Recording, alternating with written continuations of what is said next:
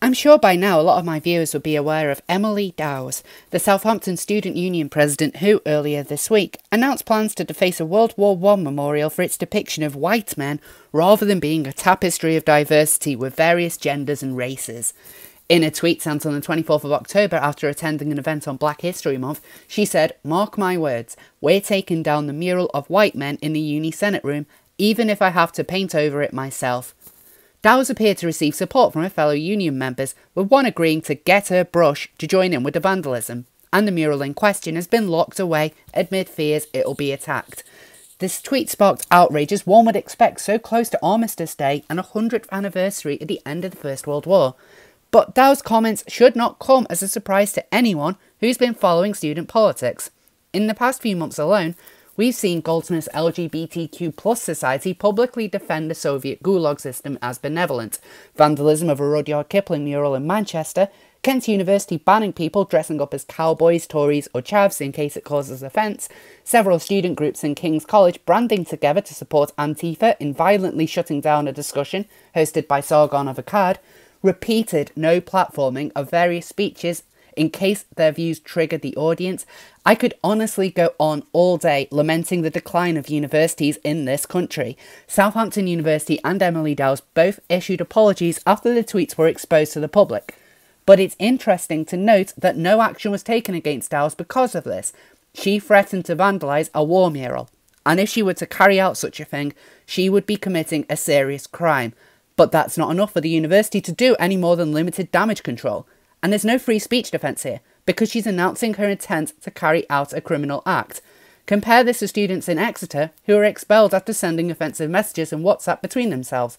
Whilst these are different universities, it's certainly interesting to note that edgy words will get you expelled in one university, but wanting to carry out a criminal act is seen as an annoyance at best, depending on your politics.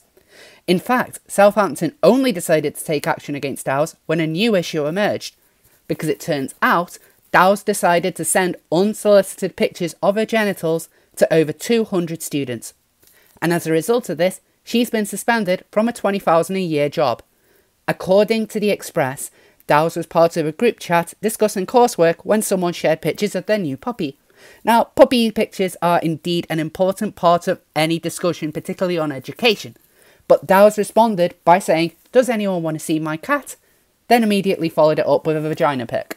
Now, when someone asks if you want to see their cat, this is the only appropriate response.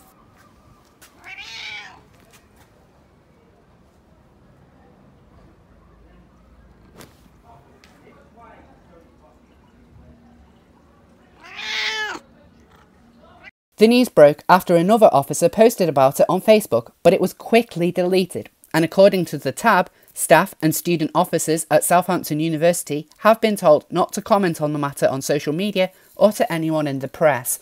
In other words, they've been completely shut down and pulled ranks to stop the story from spreading as much as they can.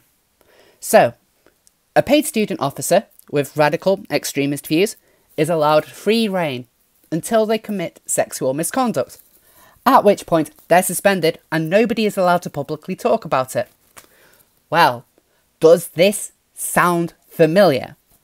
Yes, Dawes' suspension invokes memories of what happened to NUS trans, proud communist, public flasher and all-round lolcow Jess Bradley, who, by the way, is still suspended more than 3 months after news of them allegedly taking photos of their penis at work and posting it online was made public. Yes, 3 months. To remind you, Jess Bradley allegedly ran a Tumblr account which shared a lot of porn, but also pictures of them flashing their penis on a train, at a bus stop, in a park, amongst other places, and also their place of work, and they were encouraging people to join in on the degeneracy. The blog was leaked to the public, and Bradley was suspended on full pay, but no official comment was ever made to the NUS's own members, people who fund Jess Bradley, about the situation. They had to learn about it from the Daily Mail. Similarly with Dawes, the student union made no official announcement, and the few comments made on the subject were only up for a few hours at most. So once again, members who would be paying for the wages of a student officer would have to rely on the press to find out what was going on. My own personal take on this is that nothing done by student union groups surprises me anymore. If I was to make threats to vandalise war memorials, I would expect to be sacked from my job. And it should not have to come to officers committing sexual misconduct. Seriously, how often am I going to have to bring up student officers exposing themselves on my channel? It's almost becoming a stereotype at this point for them to experience any ramifications for encouraging acts of destruction. And Dawes isn't even the first student this year to show disrespect to our war dead, as earlier this month, Cambridge University voted against a motion to promote Remembrance Sunday in case it glorified war. I shouldn't even have to explain at this point that Remembrance Sunday is anything but celebrating war, and instead is showing respect to those who lost their lives in the most nightmarish conditions imaginable so we can enjoy the freedoms we have today. Nobody wants war, nobody wants people to die, but when these things happen and the ultimate sacrifice is made, the least we can do is pay our respects. Now, Cambridge University obviously has the right not to promote Remembrance Sunday. It's their absolute freedom to do that, but it demonstrates yet again the far left infiltration into our universities. Emily Dawes wanting to vandalise a war mural didn't happen in a bubble. It's part of a larger problem. But going back to the indecent photographs, I want universities to make a bigger statement when these allegations come to light. The Me Too movement, which is common on campuses across the UK, is meant to highlight sexual harassment when it happens. So why is any discussion shut down once a paid student officer, with the right politics, mind you, is accused of it? If the lack of action surrounding Jess Bradley is anything to go by, and I fully stand behind my prediction that Bradley will be reinstated as trans officer in the next few months, the matter will just be brushed under the carpet. And in a few months' time, Dawes will be free to call for more vandalism on old murals for not representing the tick box diversity quotas adored by student activists. I've seen people defend Dawes on social media saying the crime, in inverted commas, when talking about unsolicited vagina photos, is nothing wrong, that she didn't do anything wrong. But I'm of the opinion that sending people photos of your genitals without their consent for you to do so is wrong, regardless of whether you have a penis or vagina. One isn't worse than the other. They are both bad. Nobody should be doing this.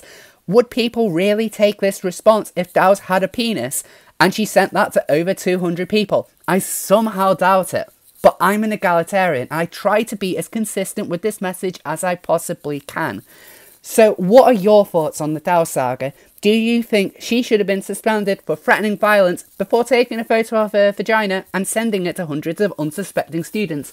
Or are you of the opinion she did absolutely nothing wrong? Please let me know in the comments. Thank you all for watching, or listening in this case. I'm going to try and do more videos like this because they're a bit quicker to put together as opposed to the filming that I usually do. I'm going to try and mix it up a little bit, so please let me know if you like this format and I'll try and do more of them. So once again, thank you all for watching. Please be sure to like, subscribe, hit that notification button because I never say that, and also make sure to follow me on Twitter.